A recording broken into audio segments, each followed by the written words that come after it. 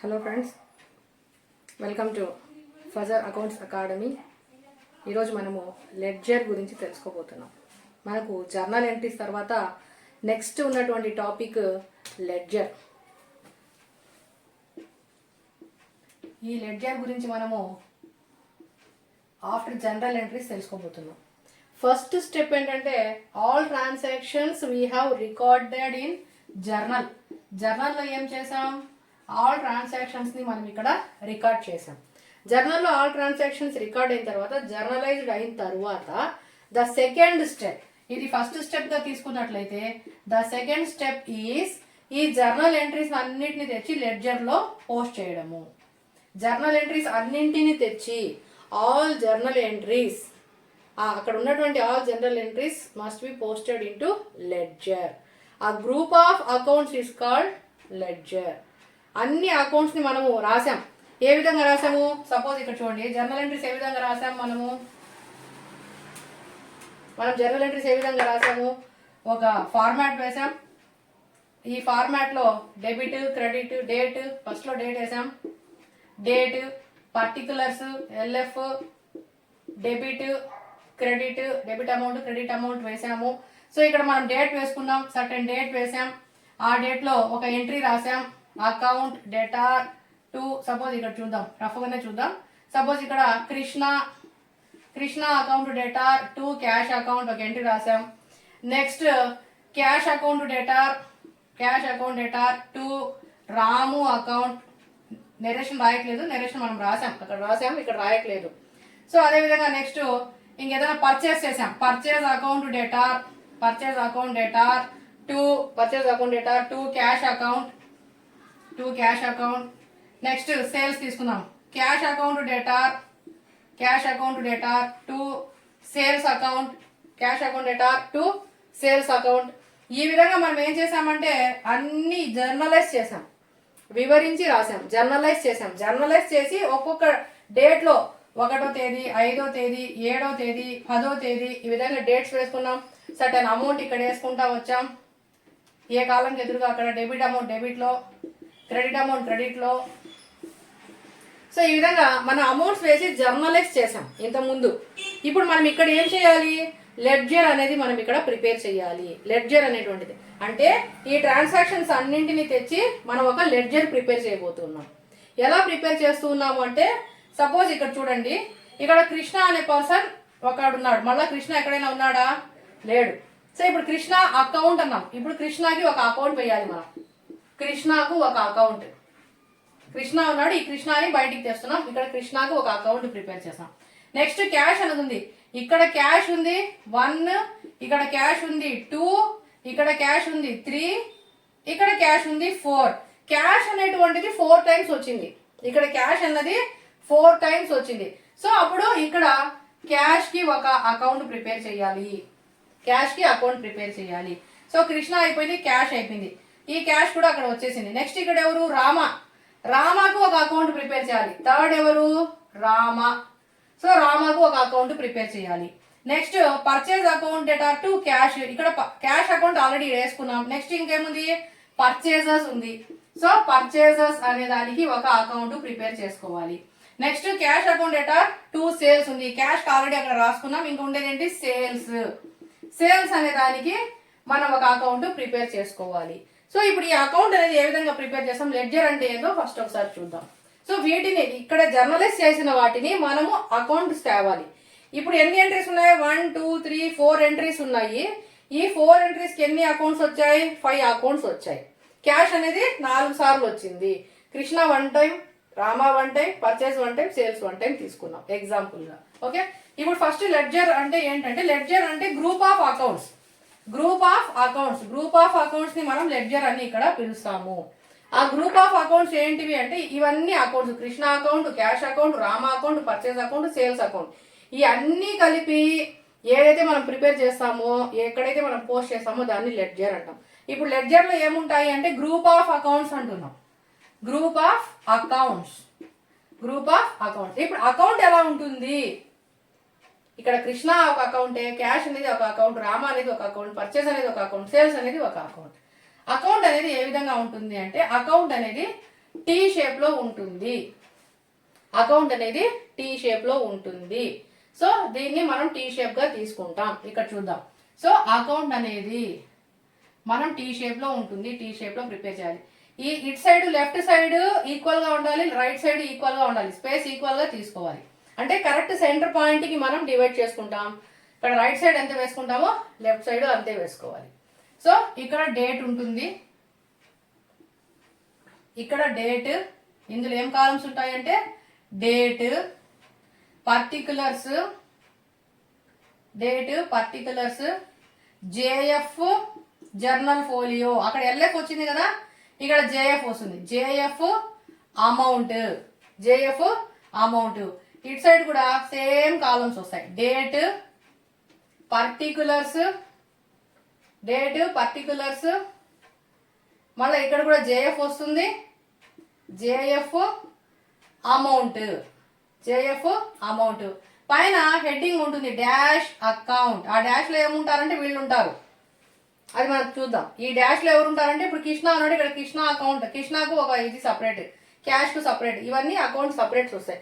Just account చూడండి, ఇది half. ఇంకొకసారి ఇక్కడ ఒక లైన్ వేస్తా, థిక్ లైన్, ఇది హాఫ్ అన్నమాట, హాఫ్. ఇది centre point. So left equal గా ఉండాలి, రైట్ సైడ్ ఈక్వల్ గా ఉండాలి. అకౌంట్ కి లెఫ్ట్ అంటే మనం ఇట్లా చూసినప్పుడు మనకు లెఫ్ట్ సైడ్ ఉంది, మనం చూసినప్పుడు లెఫ్ట్. ఇప్పుడు నేను చూస్తున్నా, నాకు లెఫ్ట్ సైడ్ ఏంటి, డెబిట్ అని రాస్తాం, డిఆర్ అని రాస్తాము. నాకు లెఫ్ట్ సైడ్ ఇది డిఆర్, డెబిట్ సైడ్. తర్వాత రైట్ సైడ్ ఇక్కడ సిఆర్ అని రాయాలి. ఇవి కంపల్సరీ నోట్ చేయాలి, లేదంటే 1 మార్క్ కట్ అవుతుంది. ఎగ్జామ్స్ లో ఇది లేకపోయినా, డిఆర్ సిఆర్ వేయకపోయినా, ఎగ్జామినర్ గట్టిగా ఉన్నాడు అనుకోండి 1 మార్క్ ఈజీగా కట్ చేస్తాడు. నువ్వు అకౌంట్ అంటేనే డిఆర్సిఆర్ ఉంటేనే దాన్ని అకౌంట్ అని పిలుస్తాం. అదే లేకపోతే ఎలా అని ఖచ్చితంగా కట్ చేస్తారు. కాబట్టి డిఆర్సిఆర్ అనేది మోస్ట్ ఇంపార్టెంట్. మనం చూసినప్పుడు లెఫ్ట్ సైడ్ ఉన్న దాన్ని డిఆర్ అంటాము, మనం చూసినప్పుడు రైట్ సైడ్ ఉన్న దాన్ని సిఆర్ అని రాస్తాము. ఇది డెబిట్ 1 ఇటు సైడ్ రాయాలి, క్రెడిట్ 1 ఇటు సైడ్ రాయాలి. సో యాక్చువల్గా ఈ అకౌంట్ దేనికి యూజ్ అవుతుంది, అకౌంట్ని ఎందుకు మనం లెడ్జర్ వేసుకోవాలి, ఎందుకు మనం అకౌంట్స్ ప్రిపేర్ చేయాలి, ఎందుకు చేసుకోవాలి అంటే ఇక్కడ చూడండి. ఇప్పుడు మనము ఇంతకుముందు చెప్పినట్లుగా మన అకౌంటింగ్ ట్రాన్సాక్షన్స్ అంతా ఇయర్లీ వన్స్ తీసుకుంటాం. మనం అకౌంటింగ్ థియరీలో చెప్పాం. అకౌంటింగ్ థియరీలో ఏం చెప్పాం, మనకు ఇయర్లీ వన్స్, సంవత్సరానికి ఒకసారి లాభం ఎంత వచ్చింది లేదా నష్టం ఎంత వచ్చింది అనేది కనుక్కోవడం కోసము ఒక అకౌంటింగ్ ఇయర్ అనేది ఫాలో అవుతాం. అది 1 ఇయర్ డ్యూరేషన్. అది ఎంత, 1 ఇయర్ డ్యూరేషన్లో ఉంటుంది.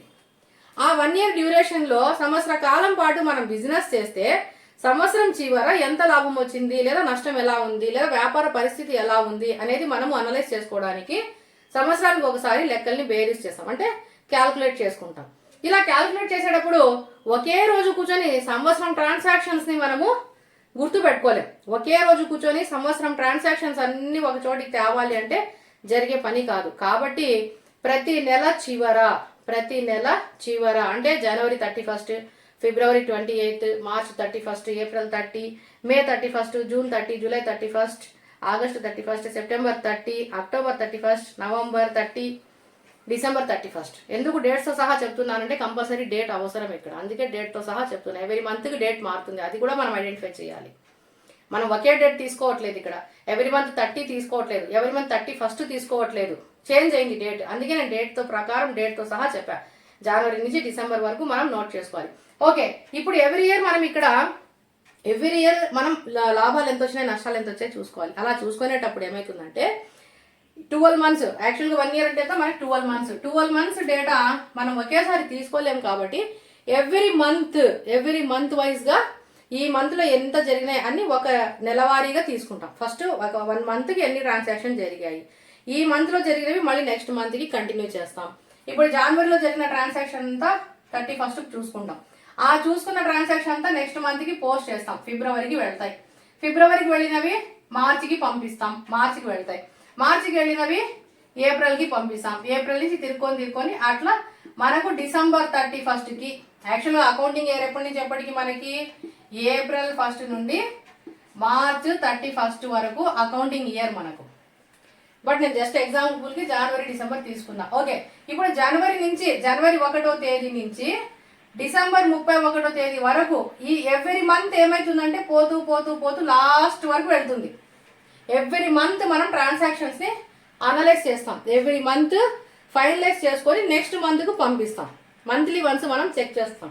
సో ఈ విధంగా ఎవ్రీ మంత్ మనం ట్రాన్సాక్షన్స్ ని పంపించాలి అంటే ఎవ్రీ మంత్ ఎండింగ్ లో మన ట్రాన్సాక్షన్స్ ఎంత జరిగాయి, ఎలా జరిగాయి అనేది మనం లెక్క కట్టుకోవాల్సి ఉంటుంది. సపోజ్ ఇక్కడ మనం ఇప్పుడు కృష్ణ అనే పర్సన్ తోని బిజినెస్ చేసాం అనుకోండి. కృష్ణ అనే పర్సన్ తో బిజినెస్ చేసాం. సో కృష్ణ దగ్గర పర్చేస్ చేసాం అనుకోండి. సపోజ్ కృష్ణ దగ్గర 1వ తేదీ ఒక 1 lakh రూపీ కొన్నాం. మళ్ళీ ఒక 5వ తేదీ మళ్ళీ ఒక 50,000 కి కొన్నాం. మళ్ళా 7వ తేదీ ఒక 5,000 స్టాక్ బాగాలేదని రిటర్న్ ఇచ్చేసాం. మళ్ళా 12వ తేదీ ఒక 20,000 కి కొన్నాం పర్చేసెస్. మళ్ళీ ఒక 30వ తేదీ కృష్ణ దగ్గర నుంచే ఒక 5,000 కి ఏదో కొన్నాం. సో ఈ విధంగా అన్ని కొన్నాం. మధ్య మధ్యలో ఇవన్నీ వచ్చినవి కృష్ణ నుంచి మనకు వచ్చినవి. ఇప్పుడు మధ్య మధ్యలో ఇక్కడ ఏం చేసామంటే ఇక్కడ 3వ తేదీ ఇతనికి ఒక క్యాష్ ఇచ్చాం. 3వ తేదీ క్యాష్ ఒక 20,000 ఇచ్చిందాం. 20,000 వీ హ్యావ్ పెయిడ్. ఇక్కడ మధ్యలో 6వ తేదీ ఒక 10,000 వీ హ్యావ్ పెయిడ్ అతనికి ఇచ్చాం. ఇక్కడ మధ్యలో ఒక 10వ తేదీ మళ్ళీ ఒక 50,000 ఇచ్చాం అతనికి ఇచ్చాం. ఇక్కడ మళ్ళీ 16వ తేదీ క్యాష్ ఒక 5,000 ఇచ్చాం అనుకోండి. ఇప్పుడు చెప్పండి మనం అతనికి ఎంత ఇచ్చాము, అతని దగ్గర ఎంత కొన్నాము, ఎంత రిటర్న్ చేసాము చెప్పగలమా? చూడండి ఒకసారి. ఈ డేట్స్ అన్ని కొన్నవి, ఈ డేట్స్ అన్ని మనం క్యాష్ ఇచ్చినవి కదా. సో ఈ విధంగా రాస్తే గజిబిజిగా ఉంటుంది, అర్థం కాదు. మనం ఎంత ఇచ్చాము, ఎంత తీసుకున్నాము, ఎలా ఇచ్చాము, ఇవన్నీ తెలుసుకోవాలి అంటే ఇప్పుడు చూడండి. ఇది మనము కొనింది, ఇది కొన్నది, ఇది కొన్నది వాపస్ ఇచ్చింది, ఇది కొన్నది, ఇది వాపస్ ఇచ్చింది. ఇవన్నీ పక్కన లెక్కలు వేసుకోవాలి. సపోజ్ మనం రఫ్గా చూద్దాం. ఇక్కడ 1,00,000 కొన్నాం, ఇక్కడ 50,000కి కొన్నాం, 1,50,000కి కొన్నాం, 1,50,000కి కొన్నాం, మళ్ళీ 5,000 రిటర్న్ ఇచ్చాం. అప్పుడు ఎంతైంది? 1,45,000 అయింది. మళ్ళీ ఇక్కడ 5,000 రిటర్న్ ఇచ్చాం. అప్పుడు 1,40,000 అయింది. ఇది 1,40,000కి మనం అతని దగ్గర నుంచి కొన్నాం టోటల్గా మంత్ వైజ్ మొత్తం తీస్తే. ఇప్పుడు క్యాష్ పేమెంట్ చూడండి. 20,000 ఇంటూ కొడుతున్నా. 20,000 ఇచ్చాం, ఒక 20 ఇచ్చాం. మళ్ళీ ఇక్కడ 10,000 ఇచ్చాం. మళ్ళీ ఇక్కడ 50,000 ఇచ్చాం. మళ్ళీ ఇక్కడ 6,000 ఇచ్చాం. 5,000 ఇచ్చాం. సో టోటల్ ఎంత ఇచ్చాం? 20, 30, 85,000 అతనికి మనం ఇచ్చాం. ఇంకా మనం ఎంత ఇవ్వాలి? 1,40,000లో 85,000 పోతే 5, 5, 10, 65నేనా 55నా? ఓకే, 55,000 మనం అతనికి ఇవ్వాలి. సో ఇది మనం యాక్చువల్గా ఇలా రఫ్గా వేసుకున్నాం. ఒక కృష్ణాకే ఇంత క్లమ్జీగా ఉంది చూడండి. ఈ కృష్ణాకి ఇవ్వడానికే మనం కొనింది ఎప్పుడు, రిటర్న్ చేసింది ఎంత, మళ్ళీ అతనికి మనం ఏ డేట్లో ఏ క్యాష్ ఇచ్చాము అనేది ఇలా లెక్క వేసుకుంటే ఈ ఒక 1 month ట్రాన్సాక్షన్. ఇదంతా 1 month ట్రాన్సాక్షన్, ఎక్కువ లేదు, ఓన్లీ 1 month ట్రాన్సాక్షన్. ఓవరాల్గా 1 month ఫైనలైజ్ ఏమైంది? కృష్ణ దగ్గర నుంచి కృష్ణకు మనం ఇవ్వాల్సింది 1,40,000, మనం ఇచ్చింది 85,000, ఇంకా మనమే ఇవ్వాలి 55,000 ఇంకా మనమే ఇవ్వాలి కదా. సో ఈ విధంగా ఇది ఒక్క ట్రాన్సాక్షన్ వేసుకున్నాం. 1 monthలో ఒక్క ట్రాన్సాక్షన్ ఈ విధంగా ఉంది. సో ఇంత గజిబిజి లేకుండా వీటిని అన్నింటినీ ఏం చేస్తామంటే రావాల్సినవంతా ఒక సైడు, ఇవ్వాల్సినవంతా ఒక సైడు. సో ఇదే ట్రాన్సాక్షన్ని ఇక్కడ ఇంకో రకంగా రాద్దాం చూడండి. ఇప్పుడు ఇంకొంచెం ఈజీగా అర్థం అవడానికి. సో బిజినెస్లో ఈ విధంగా రాసుకుంటే అర్థమవుతుందా? కాదు కాబట్టి దీనినే ఇంకో రకంగా రాద్దాం. సో ఇక్కడ 1 lakh పర్చేస్ చేసాం. ఇక్కడ 50,000 ఇంకొకటి పర్చేస్ చేసాం. తర్వాత రిటర్న్స్ ఏమైతే ఆపోజిట్ సైడ్ వస్తాయి. రిటర్న్స్ అతనికి మనం ఇచ్చాం. ఇది మనం తెచ్చుకునేది, ఇది మనం అతనికి ఇచ్చేది. సో 5,000 బాగాలేదని వాపస్ చేసాం. ఇక్కడ ఇంకో 5,000కి కొన్నాం పైన. ఓకే, 5,000కి ఇది కొన్నాం. తర్వాత ఏమైంది? పేమెంట్స్ మనం అతనికి ఇచ్చాం. పేమెంట్స్ ఇచ్చినవంతా మళ్ళీ ఇటు సైడ్ వస్తాయి. ఒకసారి 20,000 ఇచ్చాం, ఒకసారి 50,000 ఇచ్చాం, ఒకసారి 5,000 ఇచ్చాం. సో ఈ విధంగా వేసుకున్నాం అనుకోండి, మనకు ఈజీగా మన టోటల్ ఇంత, మనం ఇవ్వాల్సింది ఇంత, అని మనం ఇక్కడ మనకి ఏ అమౌంట్ అయితే ఇక్కడ వస్తుందో ఆ అమౌంట్ ని మనం ఇక్కడ మనం అతనికి ఇంత ఇవ్వాల్సి ఉంది అని ఒక అకౌంట్ ని చూడండి. ఇప్పుడు ఇది ఈజీగా అర్థమవుతుందా? ఇది ఈజీగా అర్థమవుతుందా? ఇవన్నీ కలిసిపోయినాయి. ఎక్కడ ఎప్పుడు ఏ డేట్లో ఏమున్నాయి అనేది కలిసిపోయినాయి. అలా కాకుండా రావాల్సినవంతా ఒక చోట, ఇవ్వాల్సినవంతా ఒక చోట వేసుకున్నాం. ఇది సపరేట్, ఇది సపరేట్.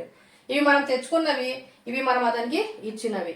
సో దీన్నే మనం ఏం చేస్తున్నామంటే దీనికి ఒక షేప్ ఇచ్చేసాము, అకౌంట్ షేప్ ఇచ్చాము. ఆ అకౌంట్ షేప్ నే మనం ఇక్కడ అకౌంట్ అని పిలుస్తున్నాము. రావాల్సినంత ఓ సైడ్ రాసుకున్నాం, ఇవ్వాల్సినంత ఒక సైడ్ రాసుకున్నాం. ఇక్కడ మనము డేట్ వేసుకుంటున్నాం, సర్టెన్ డేట్. ఈ పర్టికులర్ దగ్గర ఇది పర్చేస్ రిటర్న్ కాబట్టి పిఆర్ అని రాసుకుంటాం. ఇది క్యాష్ గా ఇచ్చాం కాబట్టి క్యాష్ అని రాస్తాం. దీన్ని క్యాష్ అని రాస్తాం, దీనికి క్యాష్ అని రాసుకుంటాం. ఇది పర్చేస్ అని రాస్తాం, ఇది పర్చేస్ అని రాస్తాం, ఇది పర్చేస్ అని రాసుకుంటాం. ఓకే, ఇదే ట్రాన్సాక్షన్ ని ఈ విధంగా రాసాం. దీన్ని అకౌంట్ అని పిలుస్తాం, దీన్ని అకౌంట్ అని పిలుస్తాం. ఒక డేట్ వేసుకుంటాం, సమ్ డేట్ 5వ తేదీ, 6వ తేదీ, 10వ తేదీ, ఇది ఒక 11వ తేదీ, 13వ తేదీ, 15వ తేదీ, ఏదో డేట్ వేసుకుంటాం. సో వచ్చేవంతా ఒక సైడు, ఇచ్చేవంతా ఒక సైడు ఇక్కడ పోస్ట్ చేస్తాం. దీన్ని ఏమంటున్నాం? ఇక్కడి నుంచి తెచ్చి ఇక్కడ వేస్తున్నాం కాబట్టి పోస్టింగ్ అంటున్నాం. ఇక్కడి నుంచి తెచ్చి ఇక్కడ వేస్తూ ఉన్నాం, మనం పోస్టింగ్ అంటాం.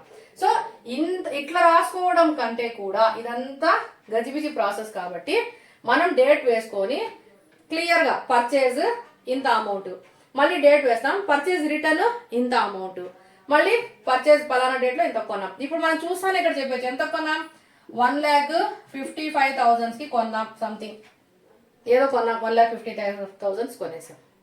సో ఇప్పుడు సపోజ్ ఇక్కడ ఇవ్వాల్సిన పేమెంట్ ఒక 1 lakh వచ్చింది అనుకోండి. సో తెలిసిపోతుంది ఈజీగా 1 lakh ఇవ్వాలి, 1,55,000 పోతే ఇంకా 55,000 మనమే పే చేయాలి అని తెలిసిపోతుంది.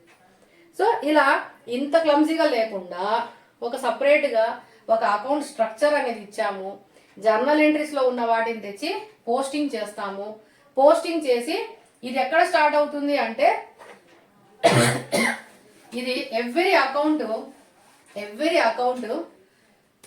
ఇక్కడ స్టార్టింగ్ డేట్ ఒకటి ఉంటుంది, ఖచ్చితంగా మంత్ స్టార్టింగ్, ఖచ్చితంగా స్టార్టింగే ఉండాలా అని ఏం లేదు. సపోజ్ ఇక్కడ జూన్ 5వ తేదీ అయినా స్టార్ట్ అయి ఉండొచ్చు, జూన్ 5వ తేదీ అయినా స్టార్ట్ అయ్యిండొచ్చు, జూన్ 1 అయినా స్టార్ట్ అయి ఉండొచ్చు, ఏదో ఒక డేట్ అయ్యవచ్చు. ఆ డేట్ ఓకే, ప్రాబ్లం లేదు.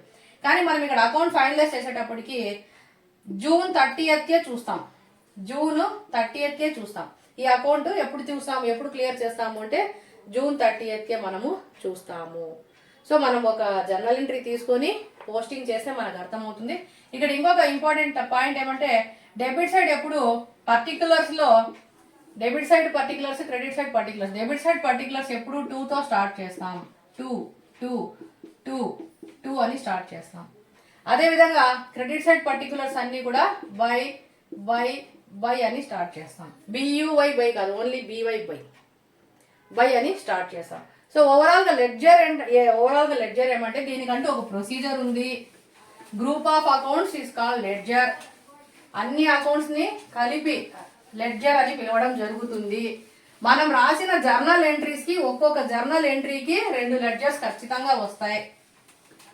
ఒక జర్నల్ ఎంట్రీ రాస్తే 2 లెడ్జర్స్ వస్తాయి. సపోజ్ ఇక్కడ చూడండి, purchase account data to cash account, ఇది ఒక జర్నల్ ఎంట్రీ. దీనిలో 2 లెడ్జర్స్ వస్తాయి. ఏమొస్తాయి? పర్చేస్ కి ఒక అకౌంట్ ఉంటుంది, క్యాష్ కి ఒక అకౌంట్ ఉంటుంది. ప్రతి ఎంట్రీకి 2 అకౌంట్స్ అనేవి ఉంటాయి. సపోజ్ ఇంకొక ఎంట్రీలో సపోజ్ ఇక్కడ cash account data to sales account. So ఇక్కడ సేల్స్ కి ఒక లెడ్జర్ ఉంటుంది, క్యాష్ కి ఒక లెడ్జర్ ఉంటుంది. ఖచ్చితంగా ఇదొకటి. కాకపోతే ఒకే ప్రాబ్లం లేనప్పుడు క్యాష్ రెండింటికి కలిపి ఒకటే లెడ్జర్ ఉంటుంది, పర్చేస్ కి ఒక లెడ్జర్ ఉంటుంది, సేల్స్ కి ఒక లెడ్జర్ ఉంటుంది. ఎన్నైనా 3 అయినాయి. 2 జర్నల్ ఎంట్రీస్ కి 3 లెడ్జర్స్ వేస్తాము. Suppose purchase account data to cash, purchase కు సపరేట్ గా ఒక అకౌంట్ రాసుకుంటాం, క్యాష్ కి సపరేట్ గా ఒక అకౌంట్ రాసుకుంటాం. ఒక ఎంట్రీకి 2 అకౌంట్స్ వచ్చాయి. ఇక్కడ కూడా cash account data to sales account, cash కి కూడా క్యాష్ ఒక అకౌంట్, సేల్స్ కి ఒక అకౌంట్ రాసుకుంటాం.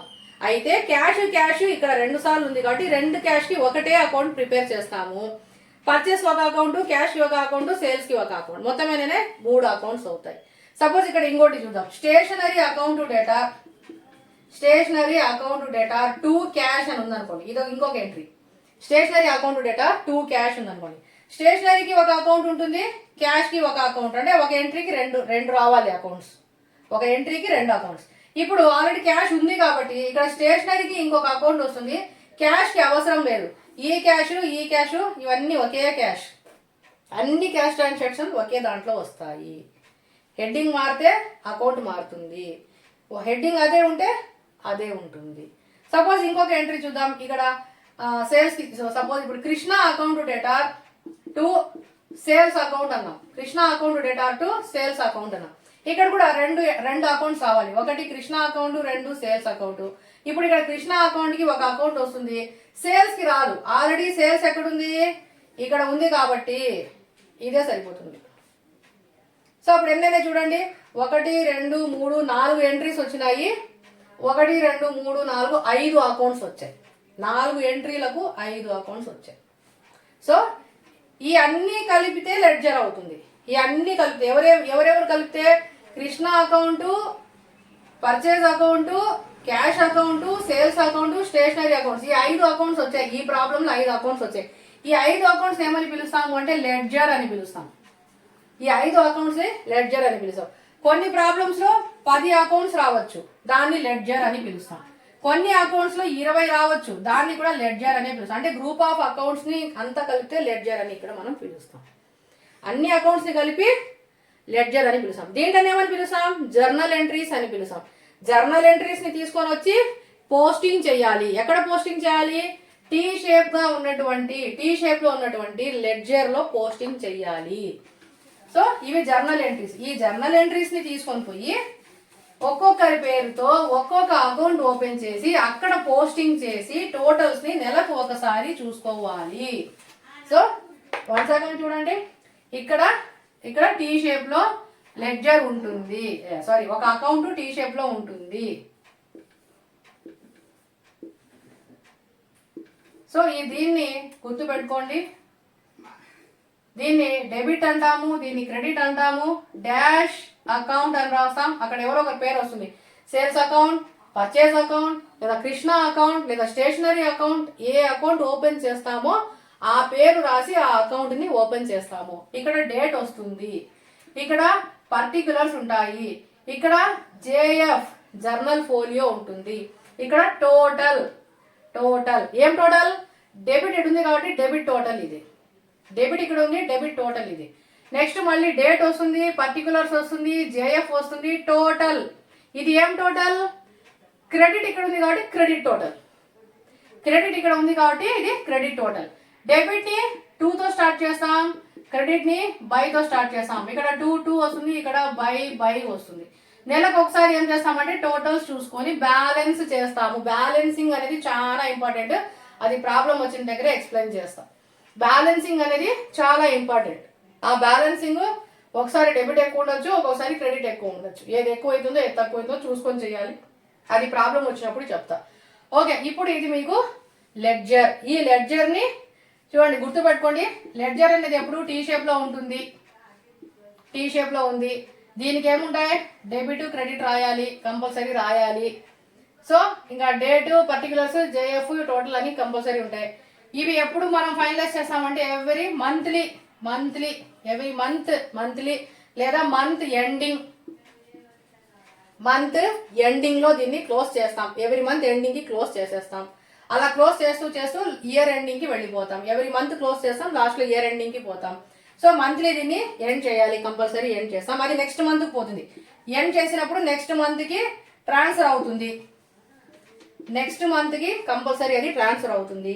సో ఇక్కడ గ్రూప్ ఆఫ్ అకౌంట్స్ ఉంటాయి. మీకు థియరీ కూడా ఈ పాయింట్స్ రాసినా సరిపోతుంది. మీకు లెడ్జర్ అనేది 5 మార్క్స్ అడిగినా కూడా వీటిని మీరు లైన్స్ గా మీరు ఫామ్ చేసుకున్నారు అనుకోండి, లైన్ వైజ్ గా ఫామ్ చేసుకుని రాయొచ్చు. The ledger appears in the T shape. The debit side, the left hand side is called as debit and right hand side is called credit. అని మీరు ఒక లైన్ ఫామ్ చేసుకుని రాసినా మీకు 5 పాయింట్స్ రాస్తే 5 మార్క్స్ పడిపోతాయి. ఓకే, గ్రూప్ ఆఫ్ అకౌంట్స్ అంటే ఎన్నైనా ఉండొచ్చు. ఒక ప్రాబ్లంలో 5 అకౌంట్స్ రావచ్చు, 10 అకౌంట్స్ రావచ్చు, 20 అకౌంట్స్ రావచ్చు, ఎన్ని అకౌంట్స్ అయినా రావచ్చు. దాన్ని గ్రూప్ ఆఫ్ అకౌంట్స్ అంటే ledger. Group of accounts ledger. Journal entries నుంచి జర్నల్ ఎంట్రీస్ ని ఇక్కడ తీసుకొని వచ్చి వేయడాన్ని ఏమంటాం అంటే పోస్టింగ్ అంటాము. జర్నల్ ఎంట్రీస్ నుంచి ఇక్కడికి తెస్తాం. జర్నల్ ఎంట్రీస్ రాసాం కదా, date, particulars, LF, debit, credit, entry అయిపోగానే లైన్ వేసాం కదా, ఇది జర్నల్ ఎంట్రీస్. ఇంతకుముందు క్లాస్లో చెప్పాం. సో ఇక్కడ నుంచి తెచ్చి ఈ బుక్ ప్రిపేర్ చేయాలి. ఇక్కడ ఉన్న ఎంట్రీస్ తెచ్చి ఇక్కడ మనం ప్రిపేర్ చేస్తాం. సో రఫ్గా ఇది ఒక 5 పాయింట్స్ రాసుకోండి. సో దీన్ని మీరు లైన్ వైజ్గా రాసుకుంటే కూడా మీకు ఈజీగా అర్థమైపోతుంది. ఇది టీ షేప్లో ఉంటుంది. ఓకే, నెక్స్ట్ మనం క్లాస్లో పోస్టింగ్స్ ఎలా ఉంటాయి అనేది మనం చూద్దాం. Okay, thank you for watching. Please like, share and subscribe. ఏదైనా డౌట్స్ ఉన్నా కూడా చెప్పండి, మనం ఏదైనా డౌట్స్ ఉన్నా ఎక్స్ప్లెయిన్ చేస్తాము. Okay, thank you for watching.